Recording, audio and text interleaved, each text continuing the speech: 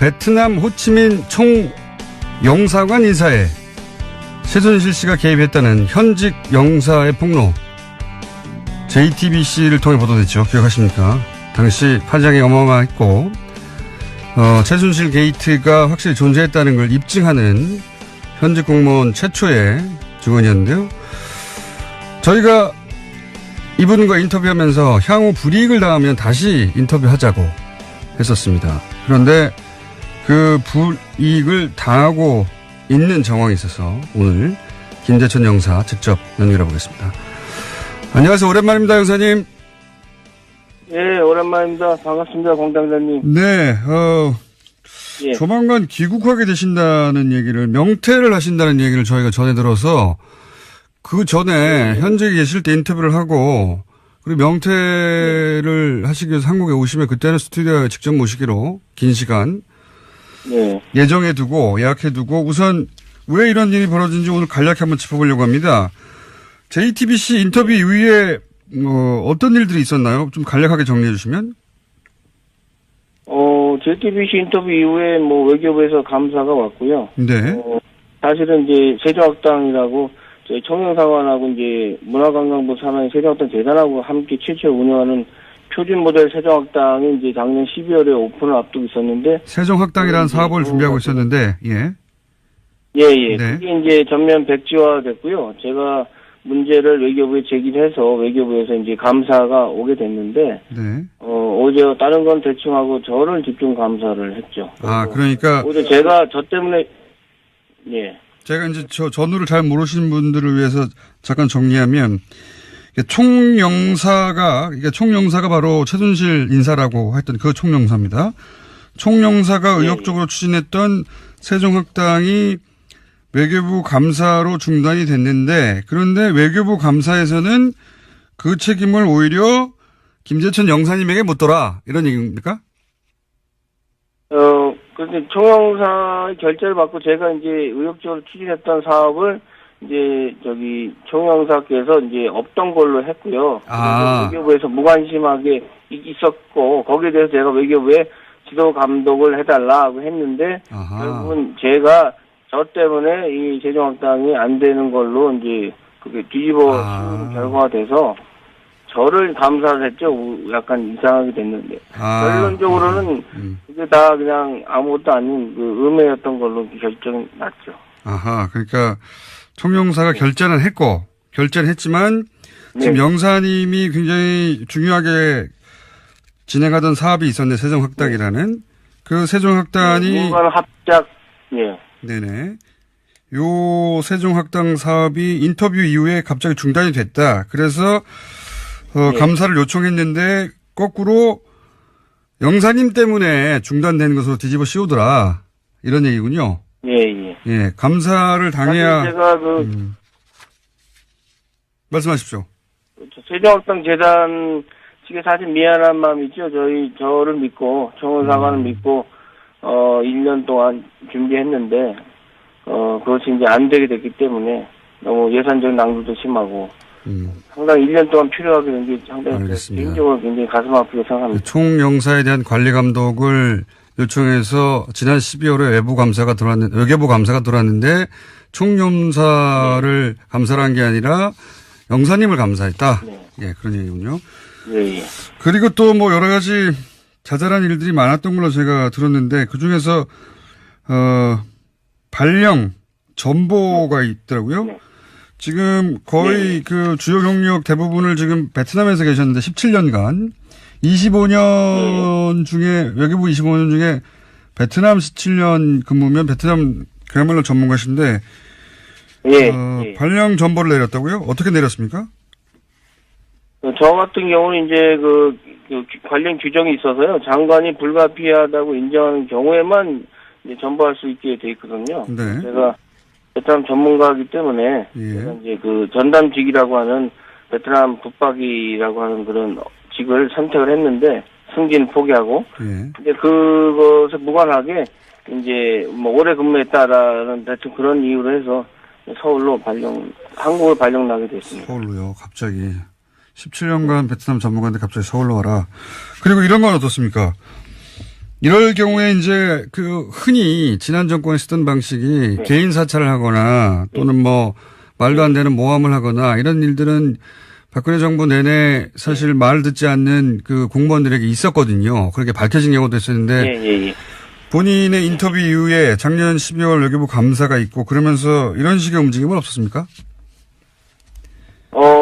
제가 이제 교민들한테 가장 중요한 민원 서비스, 여권 공정 등 어떤 체계에 필요한 업무를 7년 반을 민원실을 운영했는데요. 네. 그 민원실에 있는 행정 직원, 제 부하 직원을 압박을 해서 저에 대해서 뭔가를 캐려고 했고, 그 다음에 민원실 전화를 뭐 20일 동안 안 받았다고 외교부 감사관실에 누군가 이야기해서 말도 안 되는 해프닝이 있었는데, 사실 민원실 전화는 한 대밖에 없고, 우리 행정 직원이 받기 때문에 제가 전화를 직접 못 받거든요. 그래서 이런 식으로, 그다음에 교민들 몇 명이 이제 누군가 사주를 받아서 저에 대해서 1년간 집중적으로 이제 음해성 민원을 외교부에 넣었다는 얘기를 들었습니다. 너무나 황당하기 때문에 외교부에서도 크게 저한테 문의조차도 하지 않았고요.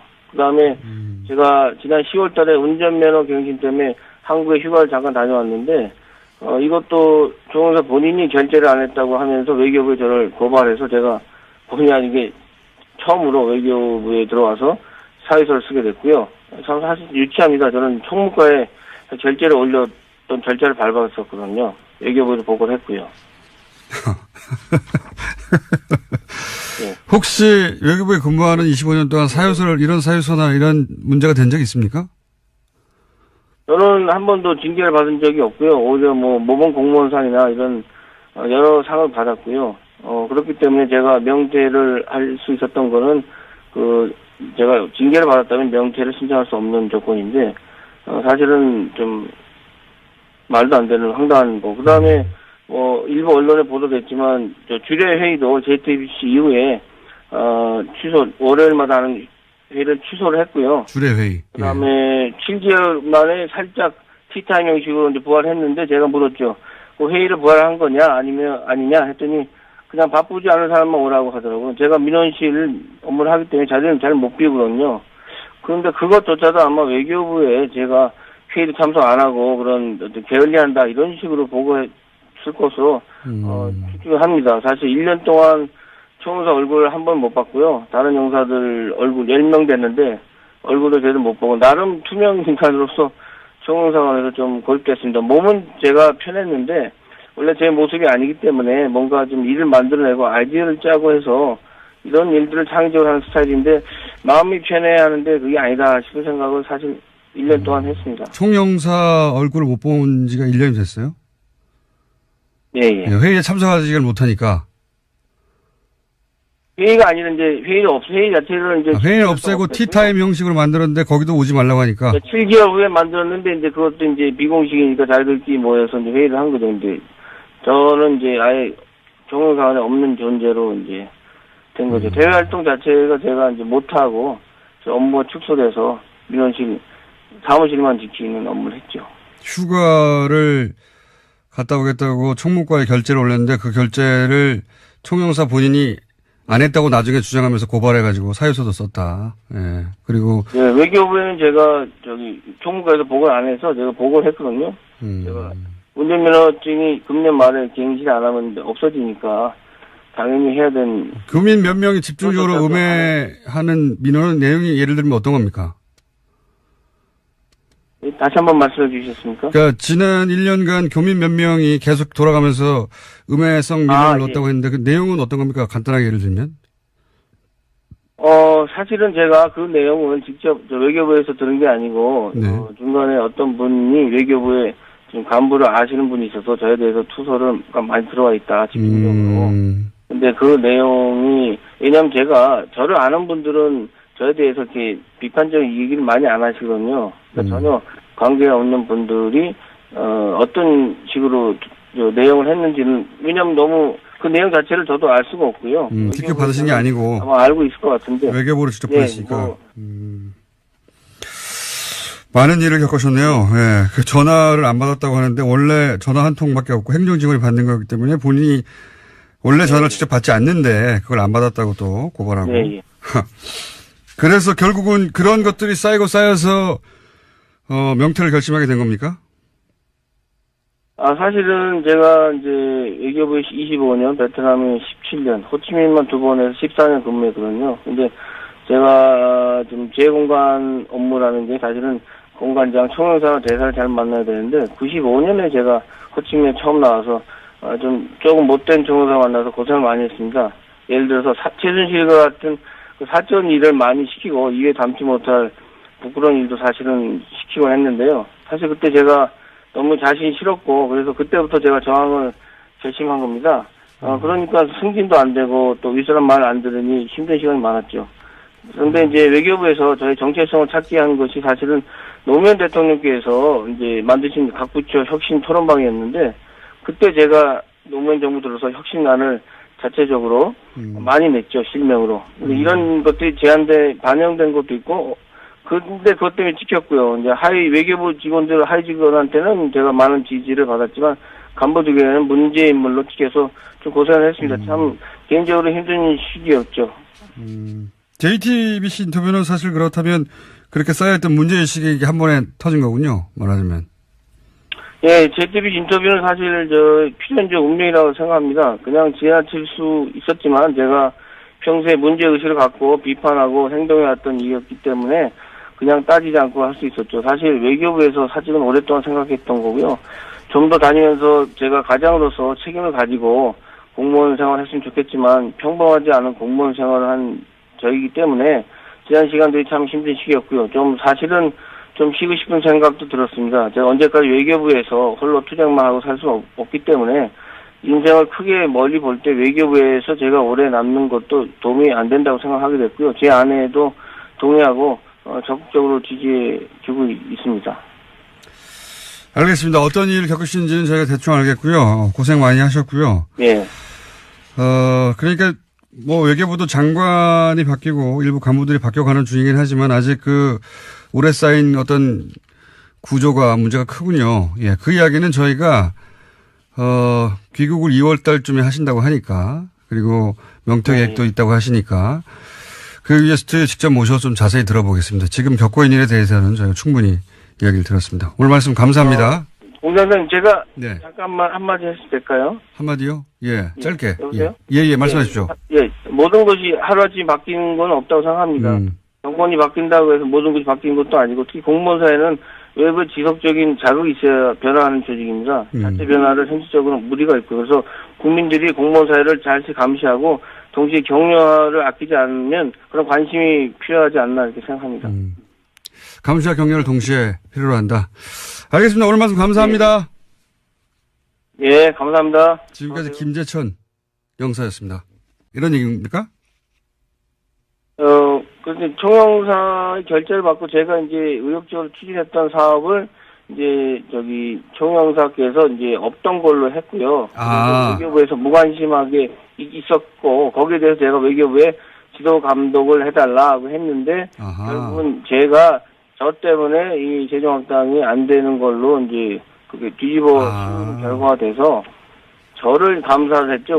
약간 이상하게 됐는데. 결론적으로는 그게 다 그냥 아무것도 아닌 음해였던 걸로 결정이 났죠. 아하, 그러니까 총영사가 결재는 했지만 지금 영사님이 굉장히 중요하게 진행하던 사업이 있었네. 세종학당이라는.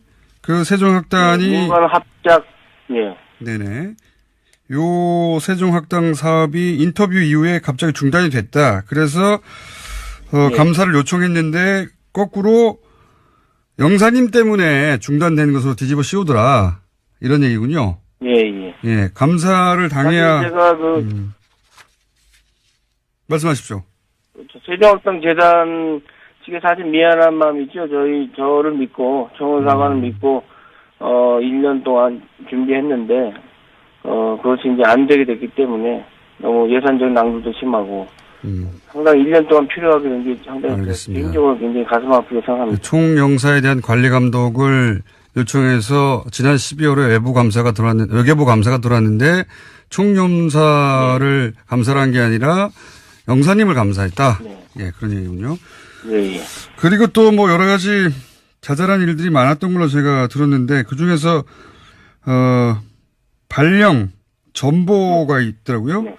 지금 거의 그 주요 경력 대부분을 지금 베트남에서 계셨는데 17년간 25년 중에 외교부 25년 중에 베트남 17년 근무면 베트남 그야말로 전문가신데 예. 발령 전보를 내렸다고요? 어떻게 내렸습니까?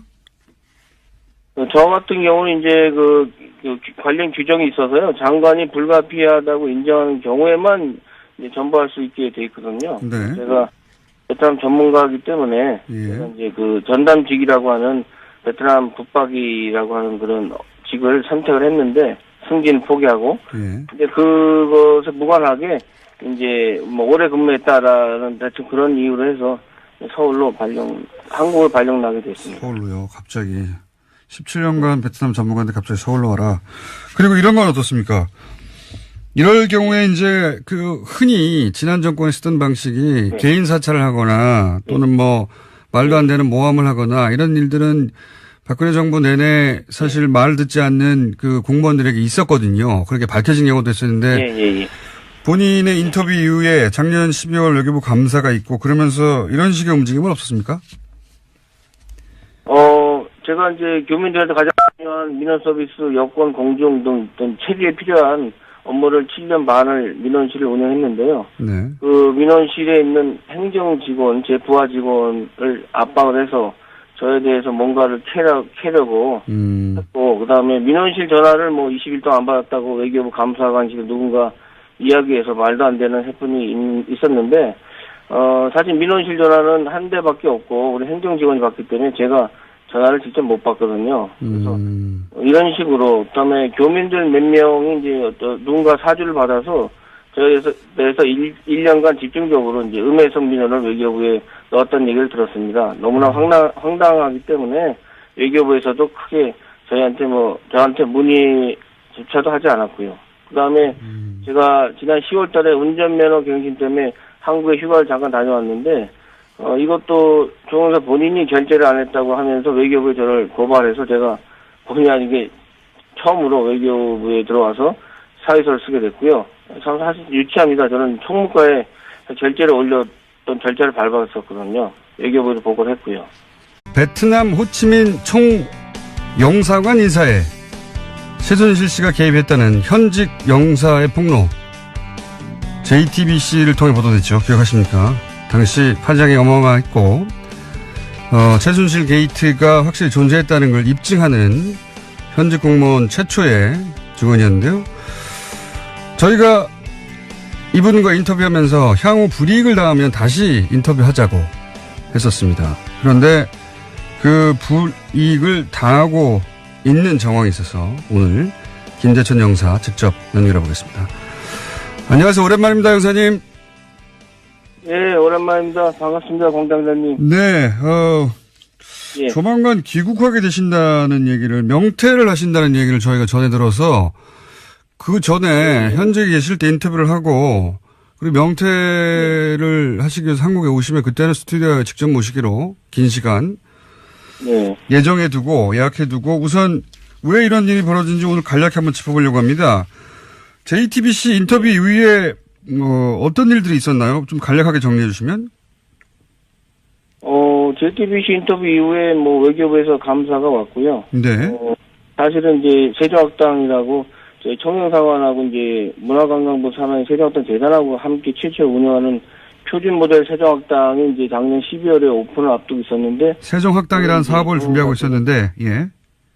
네. 그게 이제 전면 백지화 됐고요. 제가 문제를 외교부에 제기해서 외교부에서 이제 감사가 오게 됐는데, 네. 어제 다른 건 대충 하고 저를 집중 감사를 했죠. 그러니까. 어제 제가 저 때문에, 예. 제가 이제 전후를 잘 모르시는 분들을 위해서 잠깐 정리하면, 총영사가 바로 최순실 인사라고 했던 그 총영사입니다. 총영사가 의욕적으로 추진했던 세종학당이 외교부 감사로 중단이 됐는데 그런데 외교부 감사에서는 그 책임을 오히려 김재천 영사님에게 묻더라. 혹시 외교부에 근무하는 25년 동안 이런 사유서나 이런 문제가 된 적이 있습니까? 저는 한 번도 징계를 받은 적이 없고요. 오히려 뭐 모범 공무원상이나 이런 여러 상을 받았고요. 그렇기 때문에 제가 명퇴를 할 수 있었던 거는 제가 징계를 받았다면 명퇴를 신청할 수 없는 조건인데 사실은 좀 말도 안 되는 황당한 거. 그다음에 일부 언론에 보도됐지만 저 주례 회의도 JTBC 이후에 월요일마다 하는 회의를 취소를 했고요. 주례 회의. 그다음에 7개월 만에 살짝 티타임 형식으로 이제 부활했는데 제가 물었죠. 그 회의를 부활한 거냐 아니냐 했더니 그냥 바쁘지 않은 사람만 오라고 하더라고요. 제가 민원실 업무를 하기 때문에 자리를 잘 못 비우거든요. 그런데 그것조차도 아마 외교부에 제가 회의도 참석 안 하고 그런 게을리한다 이런 식으로 보고했을 것으로 추측을 합니다. 사실 1년 동안 총영사 얼굴을 한 번 못 봤고요. 다른 영사들 얼굴 10명 됐는데 얼굴도 제대로 못 보고 나름 투명 인간으로서 총영사관에서 좀 고립됐습니다. 몸은 제가 편했는데 원래 제 모습이 아니기 때문에 뭔가 좀 일을 만들어내고 아이디어를 짜고 해서 이런 일들을 창의적으로 하는 스타일인데 마음이 편해야 하는데 그게 아니다 싶은 생각을 사실 1년 동안 했습니다. 총영사 얼굴을 못 본 지가 1년이 됐어요? 예. 회의에 참석하지를 못하니까. 회의가 아니라 이제 회의 자체를 이제 회의를 없애고 티타임 형식으로 만들었는데 거기도 오지 말라고 하니까. 7개월 후에 만들었는데 이제 그것도 이제 비공식이니까 자기들끼리 모여서 이제 회의를 한 거죠. 근데 저는 이제 아예 총영사관에 없는 존재로 이제 된 거죠. 대외 활동 자체가 제가 이제 못하고 업무가 축소돼서 민원실 사무실만 지키는 업무를 했죠. 휴가를 갔다 오겠다고 총무과에 결재를 올렸는데 그 결재를 총영사 본인이 안 했다고 나중에 주장하면서 고발해가지고 사유서도 썼다. 예. 그리고. 예, 외교부에는 제가 총무과에서 보고를 안 해서 제가 보고를 했거든요. 제가 운전면허증이 금년 말에 갱신 안 하면 없어지니까 당연히 해야 되는. 교민 몇 명이 집중적으로 음해하는 민원 내용이 예를 들면 어떤 겁니까? 다시 한번 말씀해 주시겠습니까? 그러니까 지난 1년간 교민 몇 명이 계속 돌아가면서 음해성 민원을 넣었다고 했는데 그 내용은 어떤 겁니까? 간단하게 예를 들면? 사실은 제가 그 내용을 직접 외교부에서 들은 게 아니고 네. 중간에 어떤 분이 외교부에 지금 간부를 아시는 분이 있어서 저에 대해서 투서를 많이 들어와 있다 집중적으로. 근데 그 내용이 왜냐하면 제가 저를 아는 분들은 저에 대해서 이렇게 비판적인 얘기를 많이 안 하시거든요. 그러니까 전혀 관계가 없는 분들이 어떤 식으로 내용을 했는지는 왜냐하면 너무 그 내용 자체를 저도 알 수가 없고요. 직접 받으신 게 아니고 아마 알고 있을 것 같은데 외교부로 직접 보냈으니까 많은 일을 겪으셨네요. 예, 그 전화를 안 받았다고 하는데 원래 전화 한 통밖에 없고 행정직원이 받는 거기 때문에 본인이 원래 전화를 직접 받지 않는데 그걸 안 받았다고 또 고발하고. 예. 그래서 결국은 그런 것들이 쌓여서 명퇴를 결심하게 된 겁니까? 사실은 제가 이제 외교부에 25년, 베트남에 17년, 호치민만 2번 해서 14년 근무했거든요. 근데 제가 좀 재공관 업무라는 게 사실은 공관장, 총영사와 대사를 잘 만나야 되는데 95년에 제가 호치민에 처음 나와서 조금 못된 총영사 만나서 고생을 많이 했습니다. 예를 들어서 최순실과 같은 그 사건 일을 많이 시키고 입에 담지 못할 부끄러운 일도 사실은 시키곤 했는데요. 사실 그때 제가 너무 자신이 싫었고 그래서 그때부터 제가 저항을 결심한 겁니다. 그러니까 승진도 안 되고 또 윗사람 말 안 들으니 힘든 시간이 많았죠. 그런데 이제 외교부에서 저희 정체성을 찾게 한 것이 사실은 노무현 대통령께서 이제 만드신 각 부처 혁신 토론방이었는데 그때 제가 노무현 정부 들어서 혁신안을 자체적으로 많이 냈죠, 실명으로. 이런 것들이 반영된 것도 있고, 근데 그것 때문에 찍혔고요. 이제